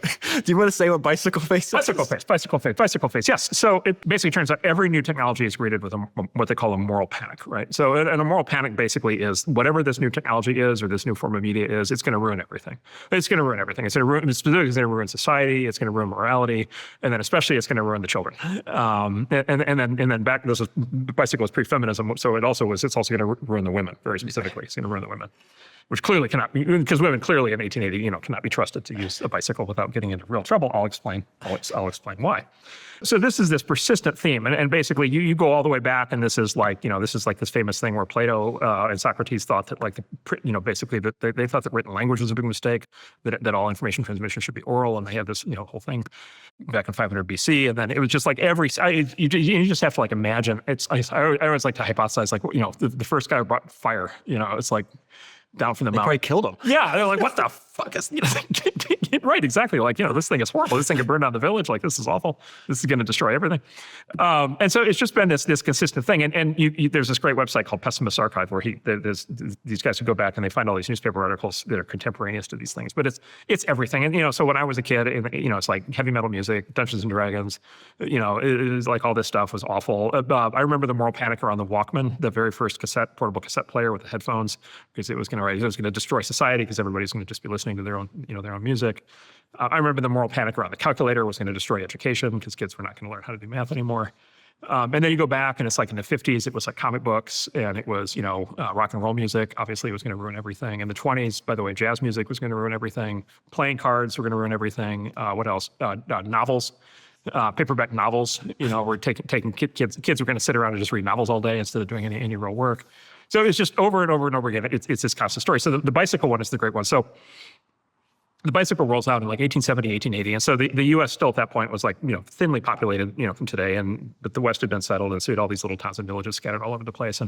But to get from one town to the next was like, 5, 10, 15 miles. And so people didn't generally walk that. And so the bicycle comes out, all of a sudden it's easy to go 5 miles into the next town. And then, young people discover the bicycle and they discover that there are young people who they didn't grow up with who are in the next town over. And they're like, they head out to do it. And so the specific... To do it. to do it, yes. To do everything. To do whatever it is the young people do. They're gonna head to the, yeah. Look. It's just the nature. If you've known the same group of people since you were 2, like you're gonna, yeah. What's over that hill? What's over that hill? Yes, exactly. Right. I grew up in a small town. I can identify with that. And then specifically at that point, young men obviously, but specifically young women started to do the bicycle. And this is a big threat. And so like if you're like a guy in a town and like all the attractive young women are like heading over the hill to the next hill on this bicycle thing, like that's a big problem. And so the press at the time created this thing called bicycle face, and the idea of bicycle face was it was part of the moral lecture that was given to young women in the press at the time, which was basically young women should not use bicycles because if you go on a bicycle you have to exert yourself, and if you exert yourself on the bicycle you're going to end up making like an exertion exertion face. But the thing was, if you did that too much, your face would freeze into bicycle face. They literally thought it would stay that way. It would stay that way permanently, and then you would never find a husband, right? And so that was that moral panic. Yeah, and so these things just like rip through every. I mean, it's incredible. Music is always a great one because it's like I don't know. It's over now, but like in the 90s, 2000s, there's all this moral panic around hip hop. Dude, Jimmy Iovine, who's your neighbor, yeah, he was in here 2 weeks ago, yeah, and he had to deal with it. They called him like a chemical gas or mustard gas. Like they compared him to literally like what he's doing is the same as genocide. Yes, because he's funding hip hop music, and white kids are starting to listen to hip hop music. Hip hop music in the late 80s, early 90s. In front of like congressional hearings on this. That's like the media behind him. That's right. He was pushed out of a conglomerate. Like this wasn't a joke. Yes, that's right. And it's actually funny because like I'm not in the music business, but like hip hop has become so normalized that today it would just never even occur to you. Like it just like feels like, in fact, hip hop is kind of is a cultural phenomenon. Is even kind of fading today. But yeah, no, that was super intense at the time. And then rock and roll, that was like super intense in the 50s and 60s. And then the amazing thing is, remember Elvis Presley? They wouldn't shoot him. That's right. Because he would shake his hip. So they're like, no, he can't. It's waist up on TV from now on. That's right. But here's the one that I love. Jazz. They said all the same things about jazz in the 1920s and 1930s. It was jazz music is corrupting and it was the exact same thing. It's because like kids are going to get together and they're going to dance to jazz, and then who knows what happens. And then it was like there's a jazz musician that's like smoking pot, and that means all the kids are going to start smoking. It was just so it's the same story over and over and over and over again.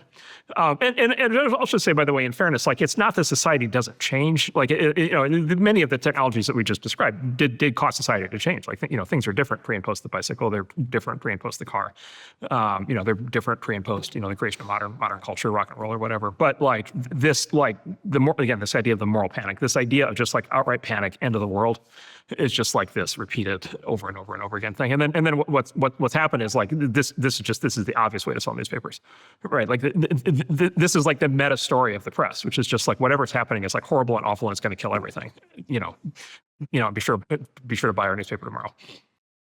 Deal is the best company in the world at building infrastructure for global hiring. Deal will help your business hire, pay, and manage any worker anywhere in the world.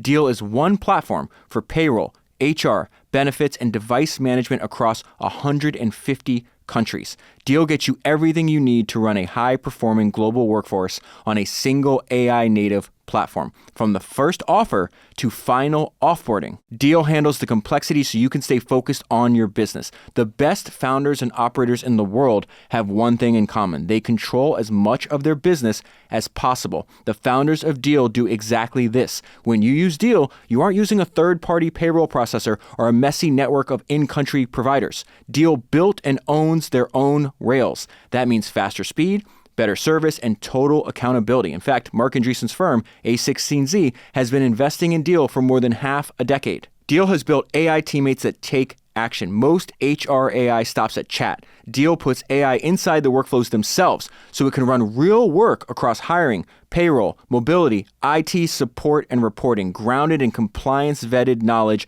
Deal AI takes action to help teams move faster without adding headcount. Deal is trusted by over 40,000 businesses. Learn how they can help your business today by going to Deal.com. That is DEEL.com. I want to go back to Jim Clark real quick. Is there anything that you learned? Because Jim Clark was what, like probably 20 years older than you? Yes, about that probably. So like, is there anything that you learned working? What a fucking education you had to be able to work with that guy in your early 20s. Yeah, that's right. So is there anything that you learned by working with him back then that you still use today? I mean, yeah, a lot. As I said, it was very formative for me, so a lot of it. But yeah, I mean, you mentioned that the sort of quote earlier about the world is a malleable place. Like Jim was like the ultra version of that. And so, yeah, he would just when he had an idea, and he was right, like his ideas were correct almost all the time. And he would just like pound the world into adopting them, into believing them. Like he was, the idea of being like a complete force of nature.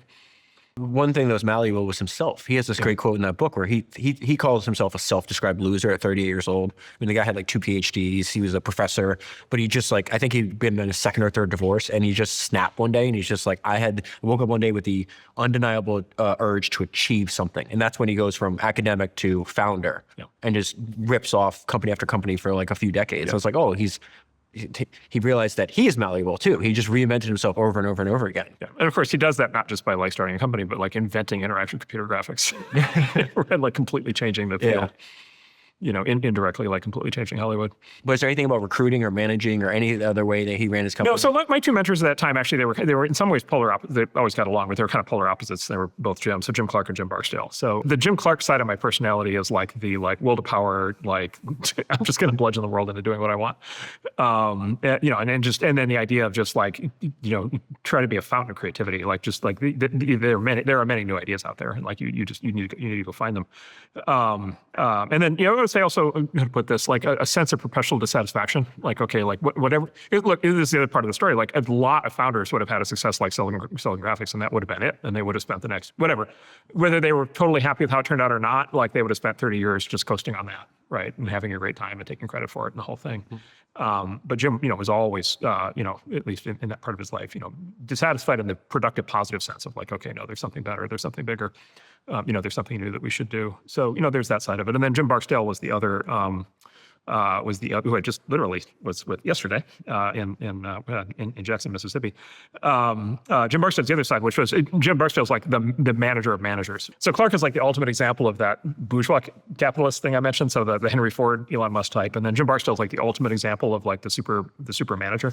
And Jim had run, big parts of IBM and AT&T and Federal Express, and came in to run Netscape. And what was interesting was like that's kind of where I got a lot of this from, and a lot of my skills from is I got trained by both of those guys, and then kind of both of those guys at the same time, and then was able to like very clearly observe what is just the difference between those mentalities. But then the other is, of course, how those concepts converge.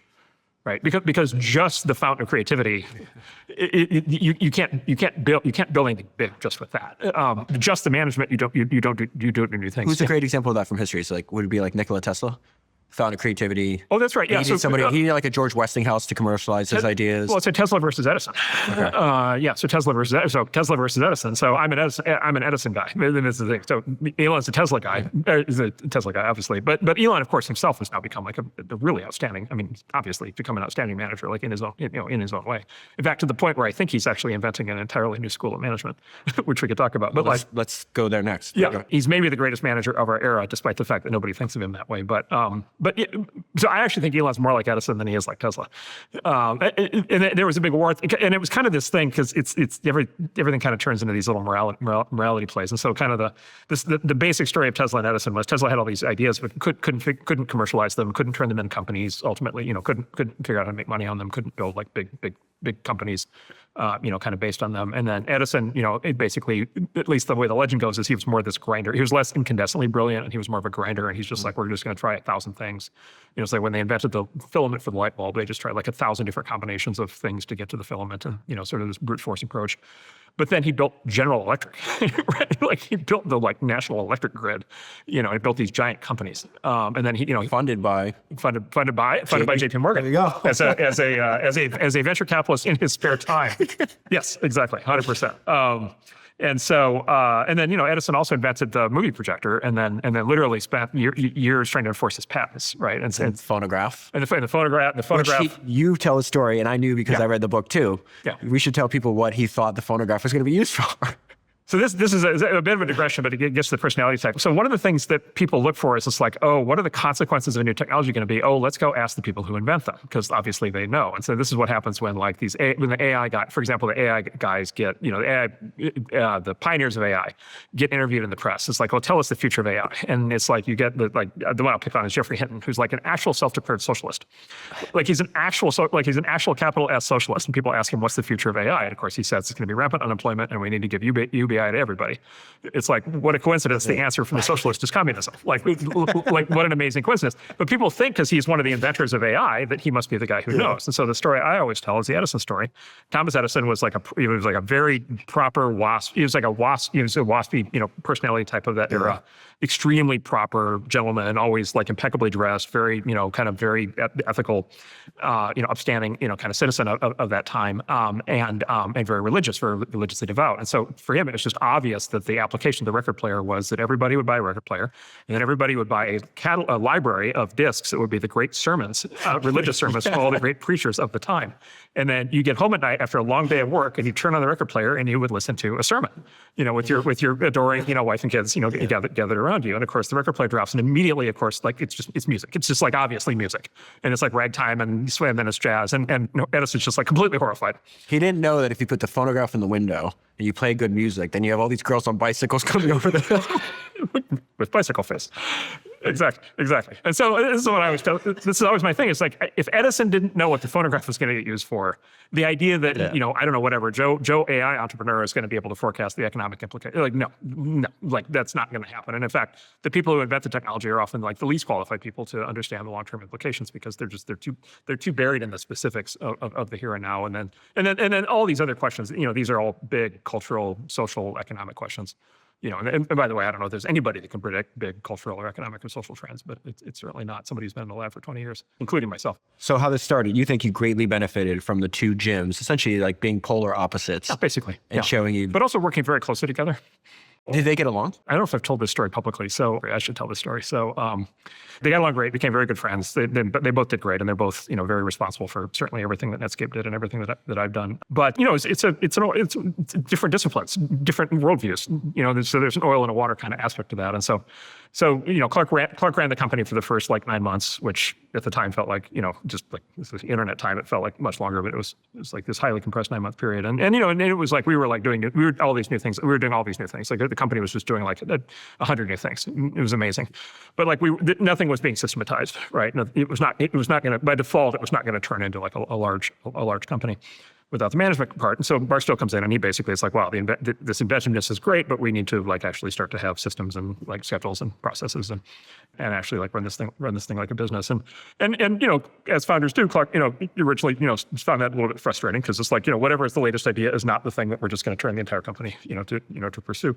And this is when Clark was still coming to Jim's Barksdale staff meetings. And so Clark he had a negative reaction to Barksdale saying, no, we're not going to do this new thing. We're going to keep doing the thing that's already working. You know, it's one of those moments. And Barksdale's like, you know, can I talk to you outside? And so they went out back and I heard the story from both of them later. And, you know, Clark's like, you know, look, this is the whole reason we're here is because we do these new things. And, you know, if we don't do these new things, we're going to destroy the company. And Barksdale looks right at him and says, Jim, I hear you. This is as serious as dick cancer. What?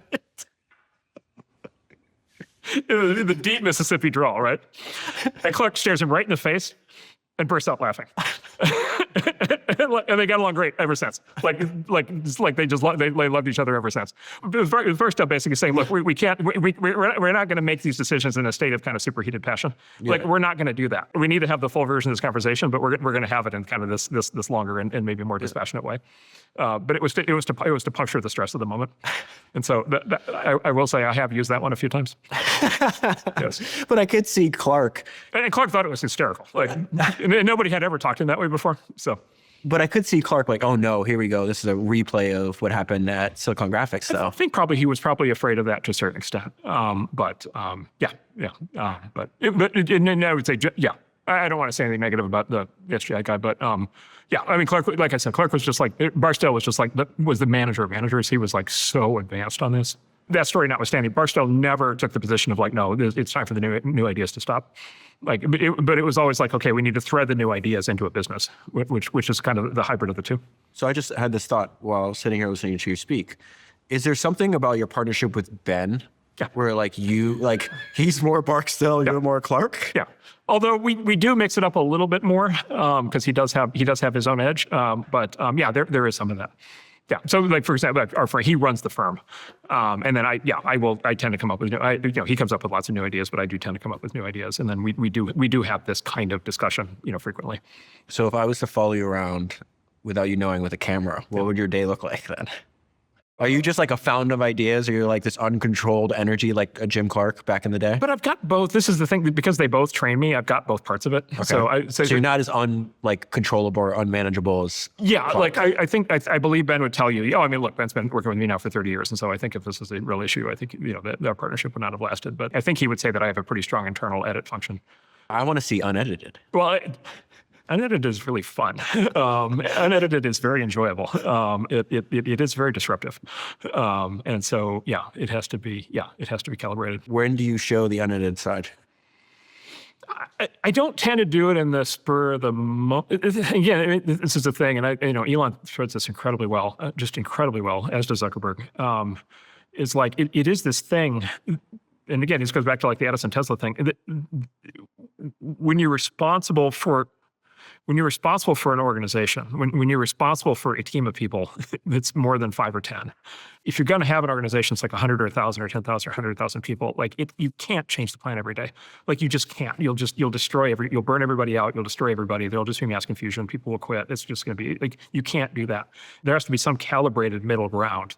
There are a handful of examples of like great business successes where it's like 1 or 2 or 3 people, right? And so maybe it's like Bitcoin and Minecraft and WhatsApp and Instagram, and then I start running out of examples. But like AI, there will probably be more. There will probably be more like single person companies, from here on out. Or by the way, artists, an artist, a novelist. Let me say, this is the difference between like a novelist and a movie maker. A novelist, it's like you can put whatever the fuck you want in your novel. But like if you're a director of a movie, you can't like change the entire plot like on Tuesday while you're shooting the movie, or there's 300 people who are relying on you to like complete a movie. Like so anyway, so the point being, it's like in tech, if you're going to have an organization, or by the way, in anything, in any field of activity, if you're going to have an organization, you do need to have some calibration, titration process. Like change does need to happen, but it needs to happen in a measured way. And so you can't just like blow it up every day. And so, yeah, so either what you need in that case to get kind of the holy grail of the large scale organization that's still innovating, either you need two people involved who are able to balance each other. And by the way, you could say this is like Steve Jobs and Tim Cook, would be a canonical example. Or by the way, early on Zuckerberg and Sheryl Sandberg, or early on Bill Gates and Steve Ballmer. So you can have that kind of configuration, or every once in a while you can get that in a single person, right? Which is very rare, but like Jensen Huang would be a single person example of that. So every now and then you get that. And so I would say Ben and I have like a version of the yin and yang kind of aspect to it. But like I said, he's very creative on his own. And I have this, because I have the Barksdale training, I have this additional level of sort of, most of the time, sort of self-governance. Like I get it. Like I'm not. But so my big thing is like, look, if I'm going to walk in and I'm going to like throw a fit and I'm going to like, we have to change everything tomorrow, and Ben's going to be like, fuck you, like this fucking sucks. I'm out. Like that leads nowhere good, right? Yeah. So that can't be the thing. And so I do a lot of self-editing. You just said something. I think you said you believe Elon is inventing a new way to manage. I think he may have figured out the best way to reconcile the two. The fountain of ideas with the systematic builder, I think he might have figured out a fundamental, I don't know if it's a new way to do it, but I think he might have cracked the code on like how to do that for the next 100 years or something. So break down what you've observed with the way that Elon's managing. Yeah, should I just start by saying, look, Elon's method has been described by people, before, and I should say, like, I work with him, but from the outside. So I've not worked in one of his companies, so I, have one layer of indirection, but I work with him quite a bit now, and I study him, very, very carefully. It's this extreme focus on substance. It's this extreme focus on getting to the truth. So one of the things you notice in any organization with multiple layers is that basically there's compounding lies. And I got this lesson early because I worked for IBM at the point of their kind of maximum size and importance in the world. Can you explain? I don't think people understand. Yeah. Just how big and powerful and almost monopolistic IBM was. Yeah. So I worked for IBM at the very height of their power, right before they fell. It was my first job, and when I was in college, and they were in the mid 80s. They were 80% of the market capitalization of the entire tech industry, right? There's nothing even close. There's nothing even close, right? So this is like Google times 10 or something. It's just like or Apple times 10. It's just like it's a level of scale and importance that just nobody had. And by the way, the TV show actually that does a great job of this is *Halt and Catch Fire*.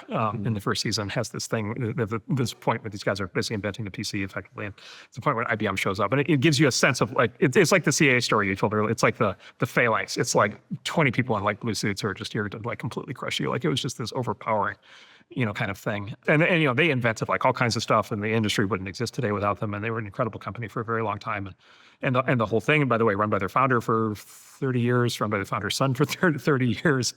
This incredible company. But then, they're still, they're not that anymore, but they're still a big and important company today. 1940.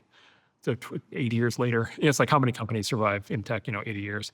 My favorite IBM story is Thomas Watson Sr. had been convicted of antitrust crimes before he started IBM. Is this the cash register? The cash register.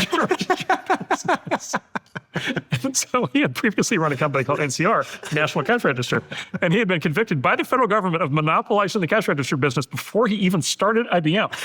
And then at IBM, he monopolized the mainframe business, and then they convicted him again. He's a double dipper.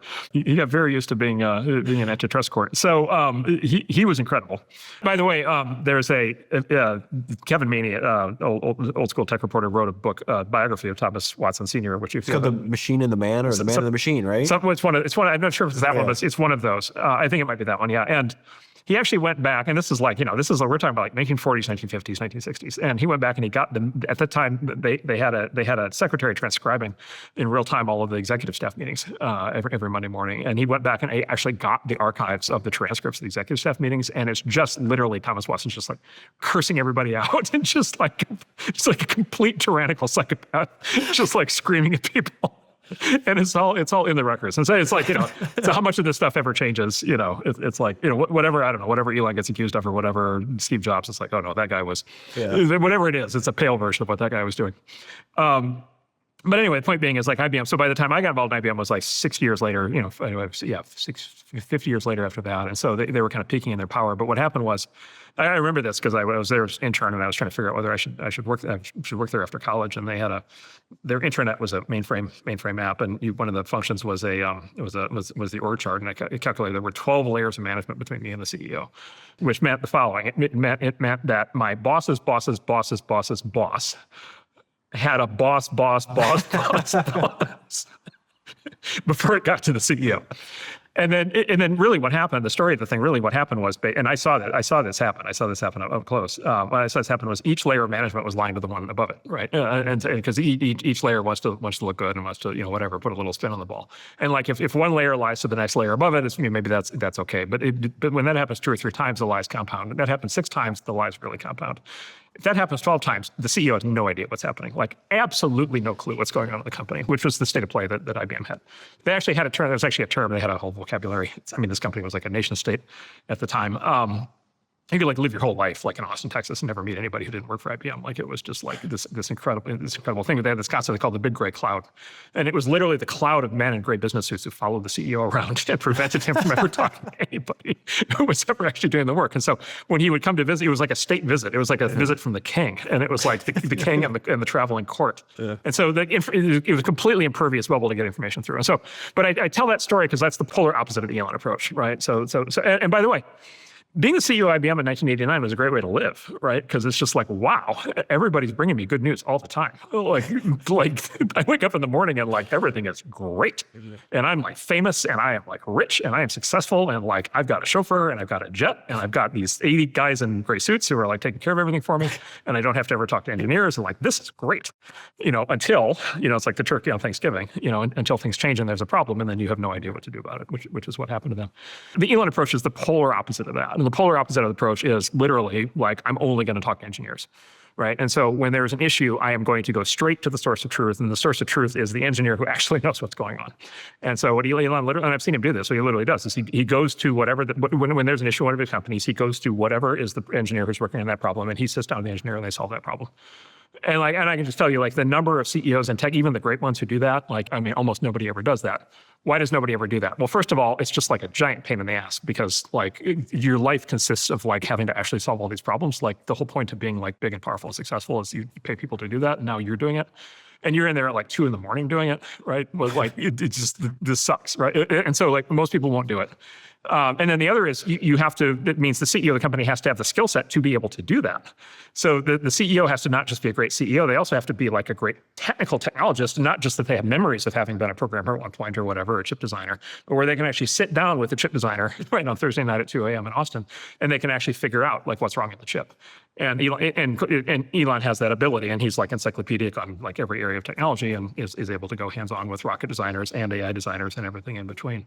And almost no CEO has that. And so, but that's literally what he does. And then the way that he thinks about it, I think, is basically, he runs whatever six companies at once or something. And it's like, basically, in any given week, he thinks about everything as a production line, sort of production process. It's like he's actually like an old school industrialist. So everything's like a production process, and then any given week, there's in any production process, there's always a bottleneck. So there's always the thing that is slowing down the process the most, and that's always one thing. So what he does for each of his companies is he identifies he literally maps out the production process. And he literally has these like monitors where he like has the whole thing laid out. And then he basically says, okay, this is the issue that's holding up production this week. And then he goes and he works it. And that's the thing that he goes to work with the engineer on, is he goes to fix that bottleneck. And he does that every week for every company. Right. And so think about this is why Tesla is has been so much dramatically outperforming the rest of the auto industry, is because Tesla, he's fixing the critical production bottleneck at Tesla 52 times a year himself. Yeah. I can tell you what the CEO of the legacy automakers are doing. Like, they're not doing that. That is not what's happening, right? And so, and in contrast, like a normal company, it might take 6 months to solve these problems. And Elon's like fixing it like right now, tomorrow. Like, let's go fix it right now. And so he just like runs this loop over and over again. He's absolutely indefatigable. He famously for a while, he had sold all of his houses. And he was literally couch surfing.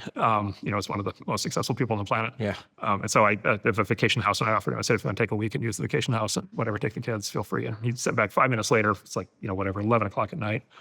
Forward response: I don't take vacations, right? Like, which again, it's like there's no CEO like this. Yeah.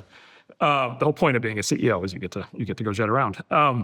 And so anyway, so he's doing that, and then he turns this into a routine. And so when he does like he does like a day a week at each of his companies, and he'll basically do like all day. He'll do like a 12-14 hour stretch where he'll do design reviews but the way that he does it with 5 minutes per engineer, right? And so he does 5 to 60 divided by 5. it's been way too long in this podcast. How much is that? 12? 12. He can do 12 design reviews an hour. Yeah. And then he does it for 10 hours a day. So Elon will do 120 design reviews in the course of a day. Are these one-on-one? I have not actually sat on these. I suspect there are other people around, including people, work for him, and probably some of the leaders of the companies are involved in different ways. But it literally is the thing I noticed. It's literally a rotating cat. It's the point engineer on each of the important things coming in and presenting for 5 minutes. And then the question is like, if it's going great, that's great. If it's not going, what's the problem? And then how does that problem rank? Right? Is that the production bottleneck? And if it is the production bottleneck, then that's the thing that he then fixes. And then that's when he's there from whatever 8 o'clock till 2 a.m. working with that engineer to fix that problem. One way to think about this is the velocity, like in military affairs, it's called maneuver warfare, right? So just the speed at which he operates is just the cycle time is just so much faster than anybody running in a traditional method. It's hard to even compare the different. It's like 4 hours versus 6 months. Like it's just this incredible gap. And then the other part of it is somebody I know once went to work for SpaceX, and they asked what it was like, and he said it's like being dropped into a zone of shocking competence. Like everybody is like ultra competent, and the reason everybody's ultra competent is because number one, if they're not, Elon sniffs it out and fires them. But he knows because he's talking to the people actually doing the work. So he at this point in his having done this for whatever 25 years, he can sniff this out really quickly now. And then the other is the best engineers in the world want to work for him because he's the one CEO like this who's able to work with them as a peer on whatever the technology is. And as an engineer, you're just like this is like what would be better as an engineer than being able to design a rocket engine with Elon Musk as your engineering partner, right? And so he just has this like incredible positive selection where like the smartest people in the world want to work for him, and then anybody who can't cut it gets fired. The world sees this as like raw aggression, but it's beyond that, right? It's a very systematic way of optimizing these companies to be able to take on these like profound challenges and then being able to actually solve all the problems and do these things, and at a speed that is just like completely unmatched. The challenge of all of this is like, okay, that all works great if you've got Elon, right? And so one of my concepts is I think we need a metric for founders in Silicon Valley called the millet Elon, right? And so how many millet Elons are you, right? Are you 10 millet Elons? That would be great. Are you 100 million Elons? That's 10% of an Elon. Yeah. Like that'd be fantastic. 500 million Elons. Like I'm going to give you all the money, right? Most people are like 1 million Elon or 0.1 million Elon. The question that falls out of this, which is the question that bedevils us, is like, okay, like how you can't clone him, you can't bottle the essence. So what out of that can be transplanted to like normal human beings?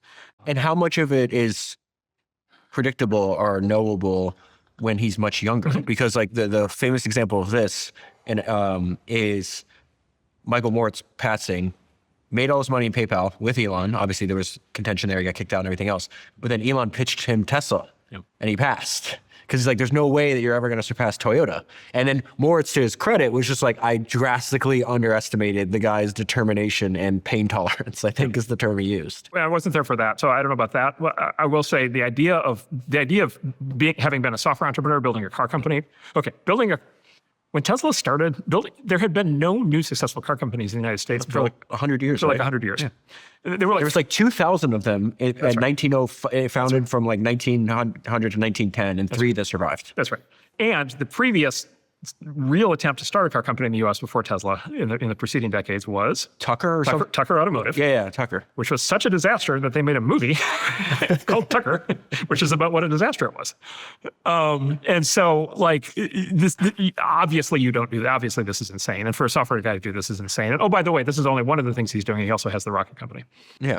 Which is also insane, right? And so it's like and I wouldn't like. By the way, I didn't see it. I was I'm a software guy, and I was I don't know whatever he's going to go. I guess he's going to go do cars. I don't know anything about cars, so it's not like I saw it. But I'm just saying like the level of incredulity that he was greeted with at the time was I think almost uniform. And there's that famous photo, the most famous Elon photo I think, or the most powerful one is the one where it's young Elon, probably 2005 or whatever, and he's in the shorts and the polo and he's like crouched down, and there's nothing but the explosion remains of the second or third rocket, the one he had been funding personally. Like, yes. Did you ever read Eric Berger's book Liftoff? No, I didn't. Oh, you got to read it. I'm surprised you haven't. It's only focuses. I like these company histories that focus on like the first like 6 years, and it just stops. Yep. It's the first 6 years history of SpaceX. Yep. And it's just nothing good in the book. It's just reading one failure after another, one catastrophe after another. It's a great read. When my kid was 5, he loves rockets. And so his favorite rocket video was the compilation of all the SpaceX rocket explosions. Well, Elon talks about this, that before his friends, after he sold them I think he had like 180, I think the story tells you like 180 million after taxes. He's like, I'm going to do this rocket company. One of his, I think Adeo Rossi, or I forgot the friend, sat him down and they made him watch all the rocket. There was a compilation, this is probably pre-YouTube, of just rockets blowing up over and over again. Like, no, you're literally going to light your fortune on fire. It's going to explode in the sky. Yeah, exactly. So, I mean, obviously it's working, right? So his method obviously is working, and it's obviously working like far better than, it's certainly working far better than anybody else's method in cars, and certainly working better than anybody else's method in rockets.